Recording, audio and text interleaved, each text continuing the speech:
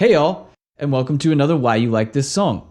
Today's song is the song Ratchet by Bloc Party. If you've never watched one of these videos, what I do is I do a little reaction to hearing the song, and then I explain some of the music theory elements that make this song good. I've never heard this song, so I'm excited to give it a go. If you'd like to help a brother out, now would be a good time to like and share this video and subscribe to the channel. As always, I'm not going to be showing the whole song in this video. If you want to check out the whole song, check out the link in the description. And without further ado, here's Ratchet by Bloc Party. Oh, some kind of pitch effect on this guitar. Yeah. Cool intro. Wait a second. Nobody told me this was British hip hop. Keep it 100. What you gonna show me, fam? What you gonna show me, bro? That ain't me that you wanna word with me. You wanna tell me so. Bassline is pumping. And tell your bitch to get off my shit. Smoking on the homeworld. You know, British hip hop always has this weird accent to it, but people say that about Pimp C and Andre. Make it see, make it real, make it feel. Woo! This pitch effect is all over the place now. I like it. Make it loud, make it proud, make it count.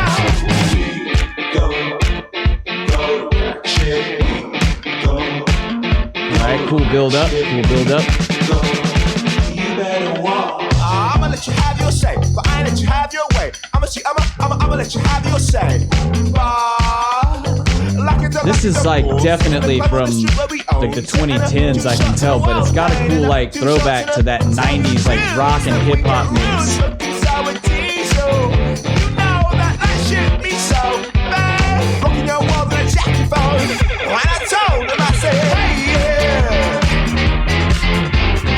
Man, this is cool. It's like the guitar player's trying to emulate a synth, but he's doing it on the guitar. To be honest with you, I love that, and I like to incorporate that in my own playing.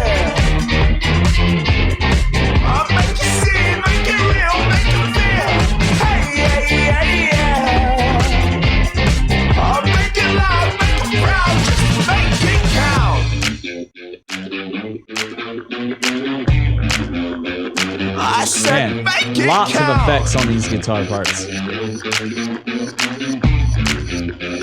I said make it count.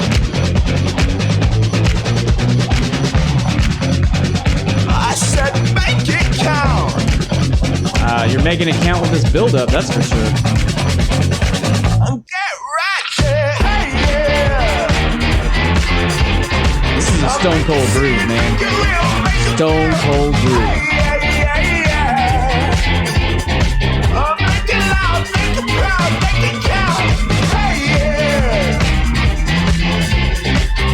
I bet this is another one of these tracks that goes super hard live.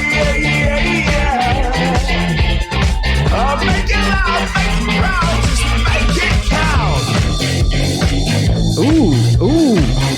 Yeah. Heck yeah. Dirty that shit up.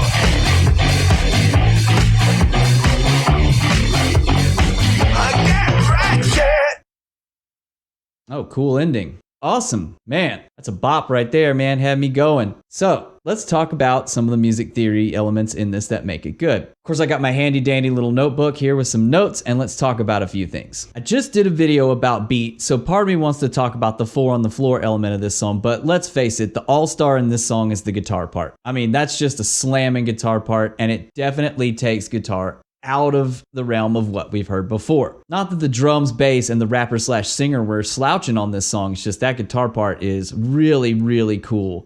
Lots of different layers of effects in that tone. So the first thing that I really want to talk about is the pitch bend effect that's on this guitar. Pitch bend on a guitar can be accomplished using a number of factors, including a whammy pedal or a whammy bar. I just really wanted to say whammy twice in a sentence.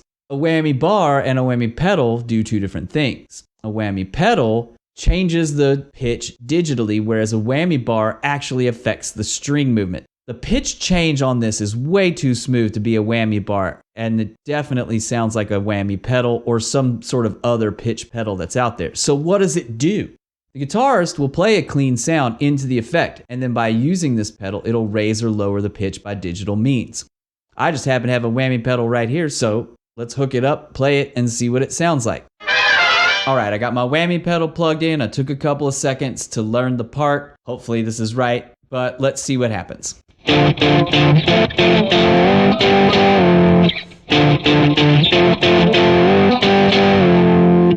So with that sound, we get that cool sound that you would get more like out of a synth instead of out of guitar. So this guitar player's use of that really takes the instrument out of what we're normally used to hearing and making different sounds with it, which I am all about. Then in the chorus, there's pitch ups and pitch downs, which really kind of make this guitar part kind of stick out by making it feel a little uneasy but also feel really cool. Good news is the bass and the drums are pumping so much that it leaves the guitar the room to do that. Let's listen to how that happens in the chorus. Get ratchet, hey yeah. I'll make you see it, make it real, make it feel.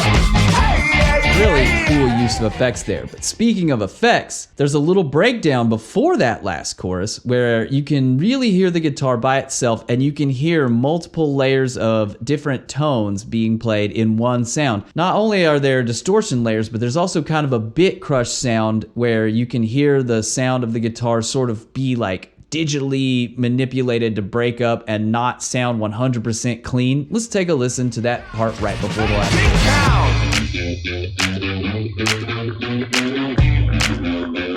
I said make it count. So whoever the guitar player is or the producer has taken a lot of time to craft that guitar tone and really make it unique and interesting. There is a really cool set of chord changes in this song that you can use to give a song sort of a driving forward type of sound. So one of the things we can do in a minor key, like this song is in, is take advantage of all the major chords that exist. For instance, there is a major 3 chord in a minor key. Well, we are in D minor, so all you have to do is follow the alphabet. D, E, F.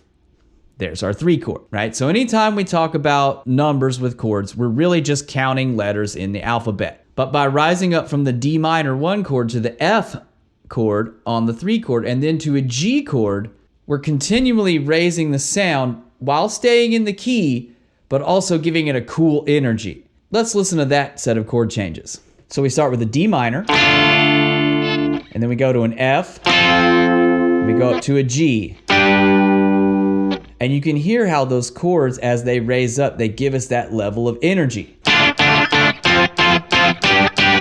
So if you're out there writing some chord changes and you want to add some spark to really liven up things, start on a minor 1 chord, go up essentially 3 frets on a guitar or 3 keys on a piano and play a major chord, and then go up 2 more frets or 2 more keys on the piano and play another major chord. And that'll really bring a cool like upward momentum to your chord changes for your song. While there is a 4 on the floor drum beat in this song, which definitely helps the groove, another cool thing is the 8th note and 16th note groups on the hi-hats. When we divide our beats in music, we divide by 2 or 3, but then we can divide by 2 again, and then we can divide by 2 again. We can keep doing that and get smaller and smaller until it becomes too fast to even humanly play. So when we divide it once, we get 8th notes. When we divide it twice, we get 16th notes. And so by mixing the two in our hi-hat rhythm, we get this forward momentum that's not exactly solid and even like we're used to hearing, but it kind of breaks it up a little bit and gives us a little something extra to shake our head to. A sample of what this pattern sounds like would be something like this.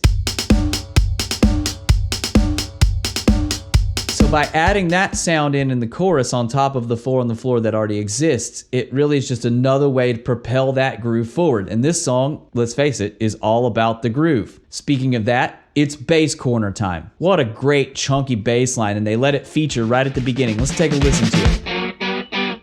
Who gonna beat this time? Who gonna beat down? Tell it.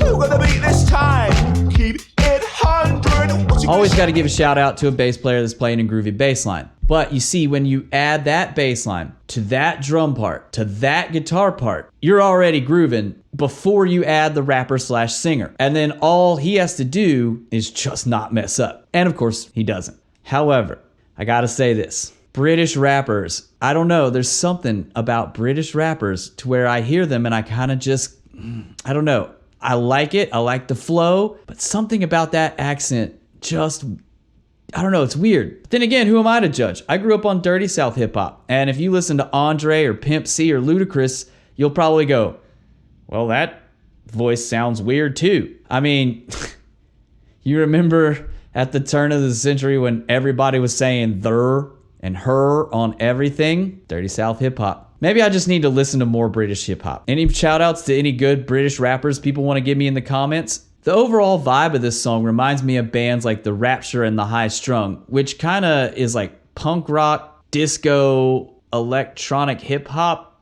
rock. Definitely influenced by lots of genres, and putting it all together creates some really cool high energy music. There's another element to this song that's really great that people don't really do a lot anymore, and I think it's pretty cool. We get almost to the end of this song and they throw a brand new riff at us that's just popping and kind of drives us towards the end of the song, and it's like an outro that's different than the rest of the song and that pushes us towards the end of the song. And I think that's really cool. I wish musicians kind of did that more often nowadays. So let's listen to that.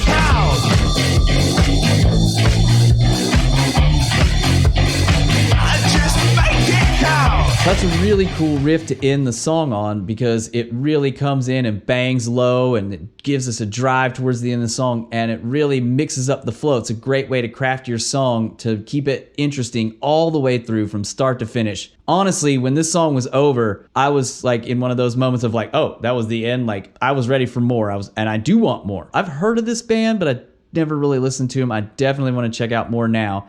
Who knows? Maybe I'll find a new British rapper that I like. But overall, again, as I was saying, the guitar part leading the way with that drum part and the bass part bringing the groove, and then the rapper's flow just kind of being the icing on the cake, the little sprinkles that make it really good. This song is jamming, it's grooving. It had me doing this the whole time while I was listening. And I definitely liked the video as well, although that's not really a judgment on the song, but it was a pretty cool video. So yeah, this definitely goes in the banger category for sure. So if you made it this far in the video, let's go ahead and slap a like on there, subscribe to the channel, and share with your friends. And hey, if you want to know why you like a song, leave a comment below. And at this point, I'll sign off as always by saying, see you in the future.